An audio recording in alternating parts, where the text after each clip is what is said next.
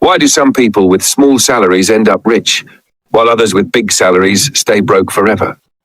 Why do people chase risky investments, buy things they don't need, or panic sell the moment the market drops? Money is not just maths. Money is emotions, habits, and psychology. And in this video, I'll break down the psychology of money in a simple and practical way.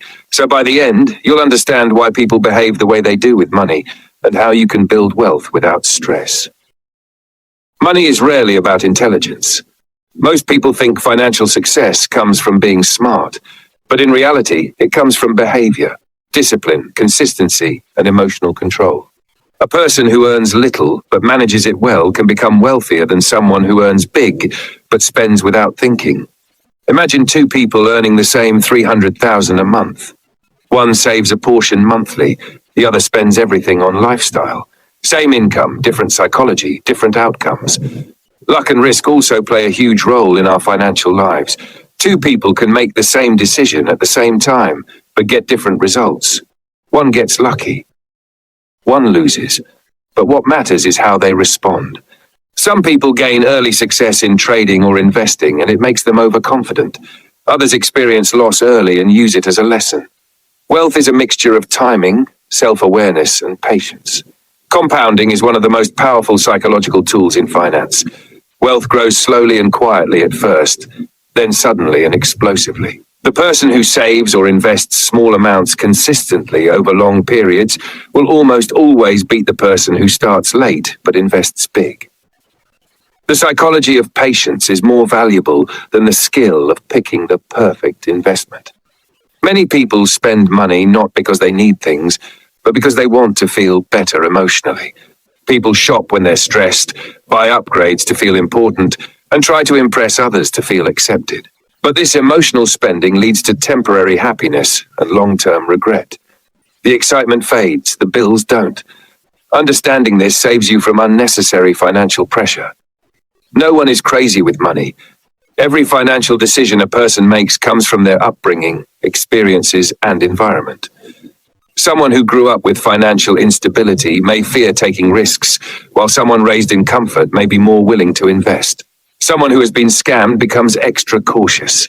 Someone who has never lost money takes wild risks.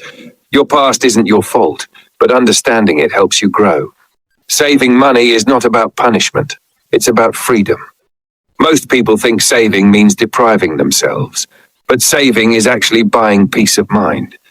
When you have money stacked somewhere, you sleep better. You're not scared of emergencies. You make smarter decisions. Financial confidence doesn't come from earning more. It comes from having room to breathe. True wealth is invisible. People often look rich because they spend money to appear rich. But real wealth is the money you don't see. Investments, savings, cash reserves, skills, and assets. A person with flashy gadgets may be drowning in debt, while someone looking simple may have millions invested. Wealth whispers, ego shouts. Investing is emotional, not logical. People panic when markets drop and get greedy when markets rise. Someone buys Bitcoin at the top out of fear of missing out, then sells at the bottom out of fear of losing everything. But emotionally strong investors understand that volatility is normal. If you can't handle dips, you shouldn't enter in the first place. The market rewards patience, not panic. You will never feel rich, no matter how much money you make, if you keep raising your expectations. People earning 200K want 400K. Those with 400K want 800K. Even billionaires chase more. The feeling of not enough is a psychological trap. To escape it, define what enough means to you personally. Money is deeply connected to ego. People buy things to prove something, mostly to people who aren't even watching. Trying to look successful is the fastest way to lose real success. When people understand that approval is temporary and expenses are permanent, they start making wiser choices. Wealth grows when ego decreases. Financial stress often comes from trying to keep up with others. When you compare your life to social media, you feel behind. But many people posting luxury are struggling secretly. Don't copy lifestyle choices you don't fully understand. Don't spend emotionally. Don't compete financially. Stay in your lane. Security matters more than luxury. Most people secretly just want to feel safe. They want peace. They want a life without fear. Financial psychology teaches us that even people who chase luxury are usually chasing security disguised as status. The more secure you feel, the less you need to impress anyone.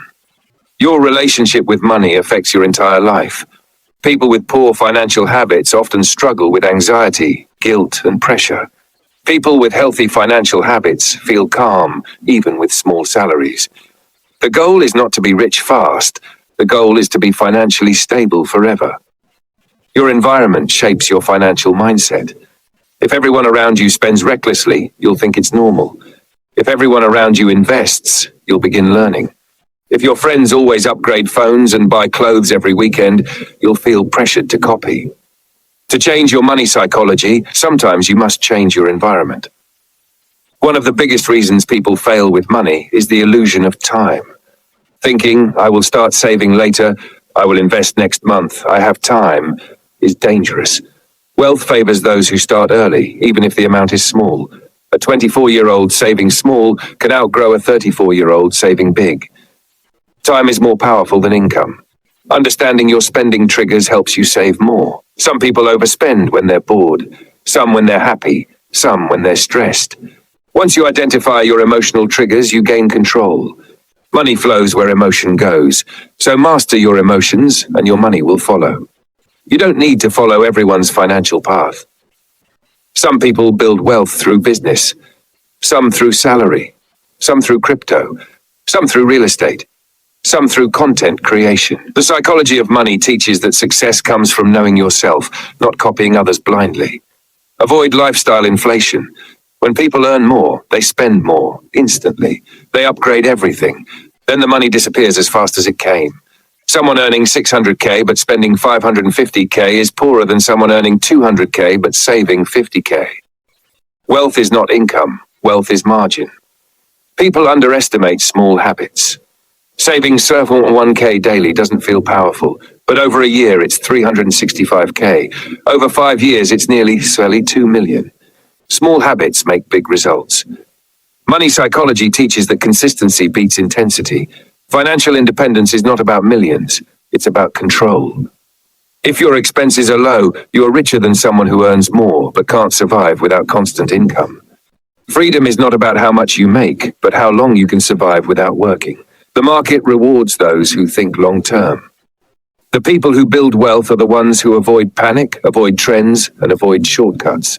The psychology of money is understanding that slow, steady growth beats fast, risky jumps. Your financial future improves when your financial mindset improves. The moment you start thinking long-term, acting patiently, and making informed choices, your entire money life changes. The psychology of money is really the psychology of discipline. If you can control your emotions, delay gratification, stay consistent, and avoid comparing your life to others, you'll build wealth faster than you imagine. Knowledge shapes your decisions, but psychology shapes your destiny.